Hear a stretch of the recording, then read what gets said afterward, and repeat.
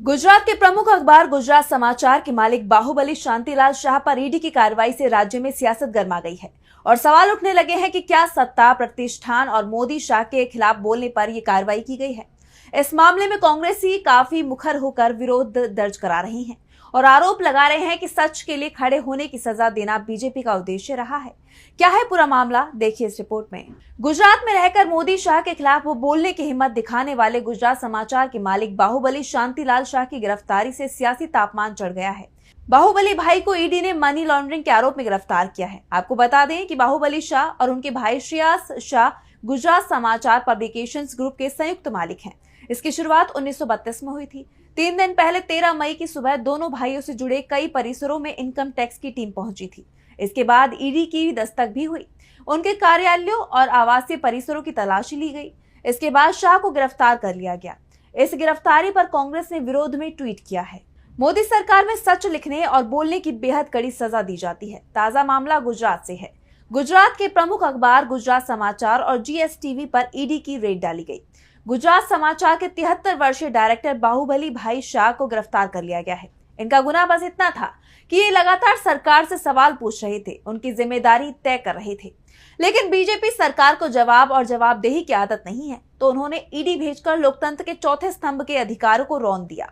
इसके पहले गुजरात समाचार के एक्स हैंडल को भी भारत में ब्लॉक कर दिया गया था। मोदी सरकार का ये तानाशाही और मनमाना रवैया देश के लिए बेहद घातक है, जिसके खिलाफ हम सभी को एकजुट होकर आवाज उठानी होगी। वहीं गुजरात कांग्रेस के अध्यक्ष और राज्यसभा सांसद शक्ति सिंह गोहिल ने शाह की गिरफ्तारी को लेकर बीजेपी पर गंभीर आरोप लगाए हैं।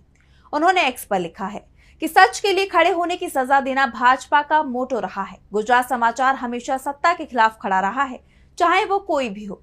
हाल ही में उन्होंने भारत पाकिस्तान विवाद को लेकर बीजेपी सरकार और पीएम मोदी को आईना दिखाया। वहीं जिग्नेश मेवाणी ने इस बारे में कहा कि ये लोकतंत्र के चौथे स्तंभ को कुचलने की कोशिश है।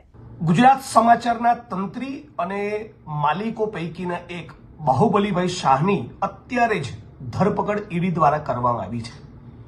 તાજેતરમાં જ ઈડીએ દરોડો પાડ્યો, ઇન્કમ ટેક્સે ઇન્ક્વાયરી કરી અને કઈ જૂના બધા પ્રકરણો ખોલ્યા છે। બધા જ મીડિયાના મિત્રો અને બધા જ વાણી સ્વાતંત્ર્યમાં માનનારા માણસો એવું કહેશે કે આ વાણી સ્વાતંત્ર્ય પર તરાપ મારવાની કોશિશ છે। એ તો છે જ। આ દેશના બંધારણ ઉપર એક પ્રકારનો હુમલો છે, વાણી સ્વાતંત્ર્ય પર હુમલો છે, વ્યક્તિ સ્વાતંત્ર્ય પર હુમલો છે।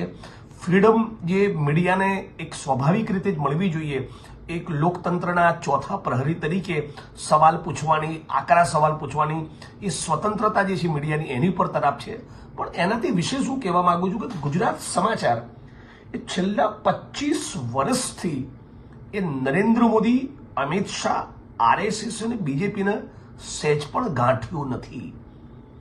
નરેન્દ્રભાઈ ઉપર ગુજરાતની જનતાએ, દેશની જનતાએ ગમે તેટલા ફૂલડા વેર્યા હોય, પણ મગનું નામ મરી પાડીને રાત દિવસ પાને પાને એક સ્ટોરીમાં એન્ટી એસ્ટાબ્લિશમેન્ટ એલિમેન્ટ સાથે કોઈએ લખ્યું હોય સાતત્યપૂર્વક, એ ફક્ત ગુજરાત સમાચાર છે। એટલે હું એવું માનું છું કે આ અભિવ્યક્તિની સ્વાતંત્ર્ય અને પ્રેસની સ્વાતંત્ર્ય ઉપર તો હુમલો છે જ, પણ 25 વર્ષથી ગુજરાત સમાચારે ગચગચાઈને જે બેટિંગ કરી છે ને, આ ચોરોની સામે એની દાજ કાઢી છે। આ ઈડી ઇન્કમ ટેક્સ દ્વારા ગુજરાત સમાચાર ઉપર થયેલો હુમલો, બાહુબલીભાઈ શાહ ઉપર થયેલી ધરપકડ એ મૂળ 25 વર્ષનો બદલો લીધો છે।